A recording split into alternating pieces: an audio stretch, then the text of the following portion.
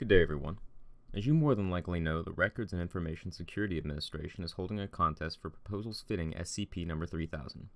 As a result, the Foundation's finest agents and researchers are submitting for our approval proposals fitting such a landmark number. Unfortunately, due to recent assignments and excess paperwork, I more than likely cannot create a series to review and summarize each one. However, out of the proposals I've read, a few stood out above the rest, and these I would love to highlight. Please note the following audio is for Level 4 personnel or higher. Understand that impersonating high-class Foundation personnel is punishable by item reassignment, Class D demotion, and termination. For the past few days, I've spent my time perusing and reviewing the proposals for SCP-3000. Some are unfitting, some are groundbreaking, and I am proud to say documents recovered from Universe kept fit the bill and serve to give us instructions for surviving an XK-class end-of-the-world scenario. These documents are Shaggydredlocks' proposal, codenamed When Day Breaks. Please note that for the sake of consistency and simplicity, I will be referring to this proposal as SCP-3000 for the remainder of the audio. SCP-3000 is organized and presented from the perspective of an unknown figure entering the abandoned remains of Info Hazard Containment Site-46. It is assumed this figure is Foundation personnel, as they are aware of the secret entrance to Site-46 through United States. After entering the abandoned facility, the figure, after narrowly escaping an unknown dog-like anomaly, settles inside a makeshift living chamber in the Keter-holding wing. After finding the room in shambles, the figure then powers on the terminal and accesses the SkipNet article for SCP-3000, last updated 1,312 days ago.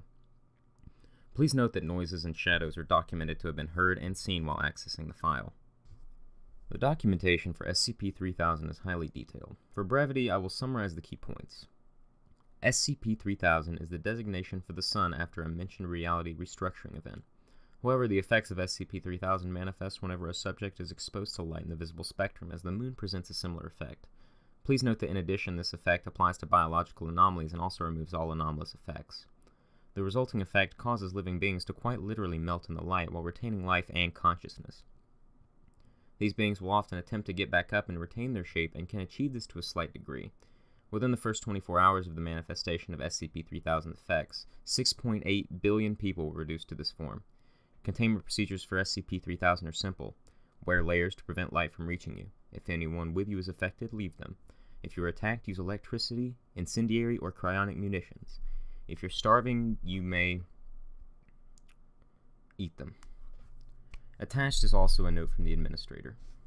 It reads, "Don't give in. Don't give up. To those of you with families or, God forbid, children, I'm deeply, deeply sorry you must push on. Do not let their deaths be in vain. We do still have time. Humanity may still have a future. Come to Site-19. We need all the hands we can get. Learn to embrace the darkness, friends. Fear the light." Following this, we are given a series of audio logs following Dr. Logan Igata, a Level 3 researcher stationed at Site-46. We're also given updates to SCP-3000's documentation and find out that the anomaly also affects the deceased, and that affected beings are unkillable. To summarize documentation in Dr. Igata's logs. All personnel aside from Dr. Igata are lost to beings affected by SCP-3000. Unfortunately, Dr. Igata slowly declines in mental and physical health before taking her own life through medication overdose.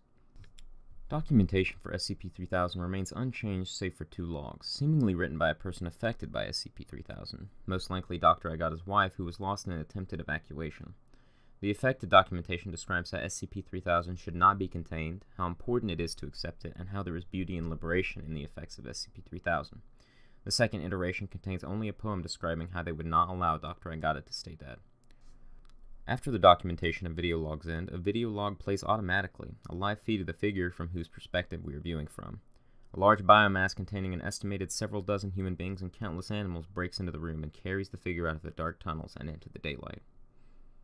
That was the summary of the article. Now for the review. Shaggydredlocks takes bland and overused themes and turns them into phenomenal elements of the story. Some of these include Apollyon classification, end-of-the-world scenarios, and anomalous infection.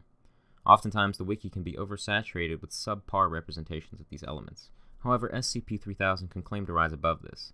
The Apollyon classification, while easy to misuse, is absolutely justified as the events described result in unavoidable end-of-the-world scenario, broken masquerade, and countless lives lost. The end-of-the-world infection scenario feels fresh and original in a world where we are surrounded by mediocre tales of rising dead and destroyed society. Dr. Igata's logs are also beautifully and emotionally orchestrated, and do an excellent job conveying hope, panic, and eventual dread. While reading, although it was short, I felt myself connecting to Agata and the other characters featured in the article. In addition, the documentation for SCP-3000 itself was gleaming with consummate professionalism. Nothing felt out of place aside from the anomalous logs near the end of the article, which also glowed with the author's passion and love for writing. The use of collapsibles also felt perfectly in place and allowed the in-universe timeline to move at a steady, even pace. As far as downsides go, there are few, but they're definitely there. The main one has to be the loss of all hope for the in-universe future. To compare, we can look at the only other Apollyon-class object in the database, SCP-2317. While the final iteration conveys dread and fear, the reader leaves the article with hope for the Foundation in their minds, because recontainment was successful in the past. SCP-3000 does not leave the reader with this feeling. This also creates some issues for headcanons, as the event is out of the reach of SCP-2000, the Deus Ex Machina. The other issue is much less glaring than the other, and is the lack of context for the event itself. Going back to 2317, it would have been very interesting to see SCP-3000's event associated with the breaking of the final chain, causing the implied XKZK class world-ending reality failure. But that's more of a nitpick than anything. SCP-3000 feels complete, not as if anything is missing, per se. All in all, When Day Breaks is my favorite entry in the contest, and I feel as if the world it creates in a few pages is more alive and detailed than what some books represent. Not only do I recommend you give it a read, I recommend you send Shaggydredlocks your support so he continues to bring us such excellent content. Thank you for listening. This is Dr. Graves of the Records and Information Security Administration, signing off.